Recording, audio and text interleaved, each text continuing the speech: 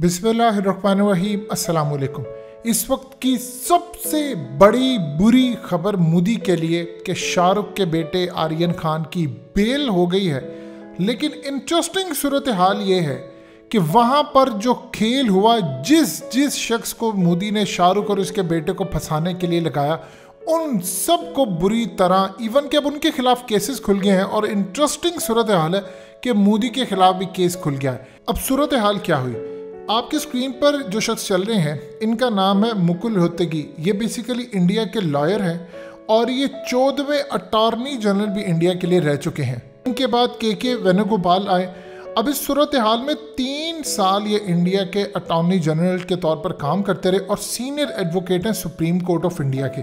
इस वीडियो की अहम डिस्कशन चलती रहेगी, लेकिन इससे पहले आप वीडियो को लाइक करें, हकीकत टीवी को सब्सक्राइब कर लें और बेल आइकन पर ज़रूर क्लिक करें। शाहरुख ने इनको हायर किया। अब इन्होंने जो आर्गुमेंट्स वहाँ पर रखे, असल में केस का सारा मामला इसलिए बदला। हकीकत टीवी ने आपको तफसीली वीडियो बनाकर दी थी, आपकी स्क्रीन पर दोबारा चल रही है। ये असल में एक प्राइवेट डिटेक्टिव था घुसावी, ये मोदी सरकार का भेजा हुआ था। अब इसकी वीडियो लीक हो गई और इसके बारे में जिस गवाह को इसने पेश किया, उसने बयान दे दिया कि 25 करोड़ रुपये हम शाहरुख से हैंटने की कोशिश कर रहे थे। और चूंकि वो गवाह जो मेन था वो मुकर गया। और उसके बाद जो असल खेल सामने आया है वो है एनसीबी का जो ऑफिसर आपकी स्क्रीन पर चल रहा है, समीर वाकड़े। ये बेसिकली शख्स पूरी तरह बेनकाब हुआ। अब ये बेनकाब कैसे हुआ? अब नवाब मलिक ने इसके पीछे सारा किरदार अदा किया है, जो कि महाराष्ट्र के अंदर कैबिनेट मिनिस्टर है।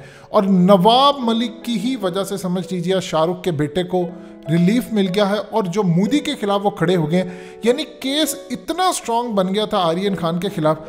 इस शख्स ने काम ये किया है कि समीर वाकड़े की पूरी जो तफसीलात थी उसमें उसने एक फ्रॉड किया। इसने पहले मुस्लिम बनकर शादी की और जिस खातून से शादी की आपकी स्क्रीन पर चल रहा है वो भी मुस्लिम ख़ानदान से थी। उसके बाप ने कहा कि ये तो सारा ख़ानदान ही मुस्लिम है। अब जब उसने दोबारा शादी की तो उसने हिंदू अपने आप को जाहिर किया।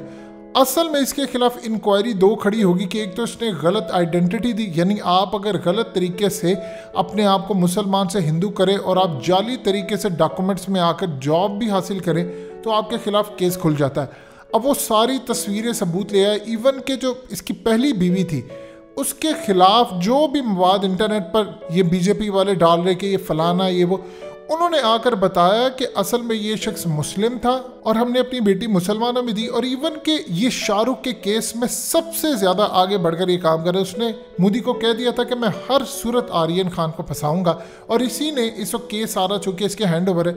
अब इसका खेल ये आया कि इसके जो पुराने इन लॉज थे उन्होंने कहा कि ये नमाज़ें भी पढ़ता है, ये रोज़े भी रखता है, ये प्रैक्टिसिंग मुस्लिम है। हमें समझ नहीं आती ये अचानक हिंदू कैसे बन गया। हमारी बेटी से तलाक के बाद उसने एक हिंदू लड़की से शादी की और खुद हिंदू बन गया। अब यहाँ पर जब केस में जिस ऑफिसर को मोदी ने रखा, जिस गवाह को इन्होंने पेश किया, वो सारे मुकड़ गए। वीडियो लीक हो गई, ऑडियोस आ रही हैं, सब कुछ लीक होकर सामने आ गया। और ये केस इतना स्ट्रांग बन गया है कि इस शख्स के खिलाफ भी इस वक्त पूरी तरह केस खुल गया है समीर वाकड़े के खिलाफ, जो कि असल में पूरी तरह इस केस को लेकर आगे चल रहा था। अब जिस शख्स को प्राइवेट डिटेक्टिव के तौर पर गोसावी आगे आया है, किरण गोसावी के नाम से फेमस हो गया भारत में, वो भी बुरी तरह फंस गया, उसको भी अरेस्ट कर लिया है। अब तीसरा बंदा रह गया मोदी के खिलाफ खुल गया है केस ये खुला है कि इसराइल की कंपनी से मोदी ने कॉन्ट्रैक्ट किया था और जर्नलिस्टों से लेकर पॉलिटिशियन, जिसमें इमरान खान भी पाकिस्तान के प्राइम मिनिस्टर शामिल है, इनका फ़ोन हैक करवाने की कोशिश की और वो सक्सेसफुली कामयाब हुए। अब ये तमाम चीज़ें जब आई है, मोदी के खिलाफ वहाँ पर केस खुल गया है और इस केस में जो उसको शिकस्त हुई है इसकी कोई मिसाल नहीं मिलती। अब आर्यन खान को बेल मिल गई है, मुनमुन धमेचा को भी मिल गई, जो कि शाहरुख खान के बेटे के साथ इस केस में नॉमिनेट था। अब यहाँ पर जो मज़े की सूरत हाल पैदा हुई है कि पूरी बॉलीवुड इंडस्ट्री अब ओपनली शाहरुख को सपोर्ट करी है। एक चीज़ वकील ने शाहरुख को डे फर्स्ट से समझाई थी कि आपने मीडिया से गुफ्तगू नहीं करनी, कोई ऐसा बयान आपने नहीं देना जो हमारे केस को ख़राब करे, जो कि इस तरह का हो कि मुसलमानों के साथ ज़्यादती हो रही है, हमारे साथ ये हुआ, हमारे साथ वो हुआ, या कोई ऐसी बात जिससे ये तासुर मिले कि मुसलमानों के साथ ज्यादती हो रही है, ये आपके केस को एक नए एंगल की तरफ ले जाएगा। आपने ना मीडिया से बात करनी है, ना कोई ट्वीट करनी है, ना आपकी फैमिली मेंबर कोई भी बयान दे, जो भी करना है मैं खुद आगे जाकर करूँगा।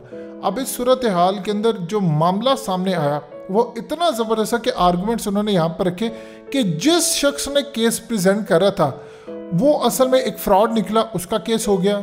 उसके बाद जो गवाह था वो फ्रॉड निकला। अब ये तमाम चीज़ें इस वक्त मोदी के गले पड़ गई हैं। देखिए, असल में सूरत हाल ये पैदा हुई है कि मोदी जिन लोगों को डालता है बीच में, वो सारे के सारे लोग कहीं ना कहीं कोई फ्रॉड का निकलता है। अब भारत के अंदर मामला ये हो गया, देखिए एक तरफ शमी की बात हो रही है, मोहम्मद शमी जो इंडिया का क्रिकेटर है, यानी टीम पूरी हारी तो सारे का सारा इल्ज़ाम एक क्रिकेटर पे आ गया। इसी तरह मुसलमानों के अंदर ये कैंपेन चल रही है, लेकिन सीखना चाहिए आपको शाहरुख से। और खाली शाहरुख ये केस नहीं जीत सकता था और ना ही अपने बेटे को ले जा सकता, इवन कि अभी तो बेल हुई है, केस तो बड़ा लंबा चलेगा।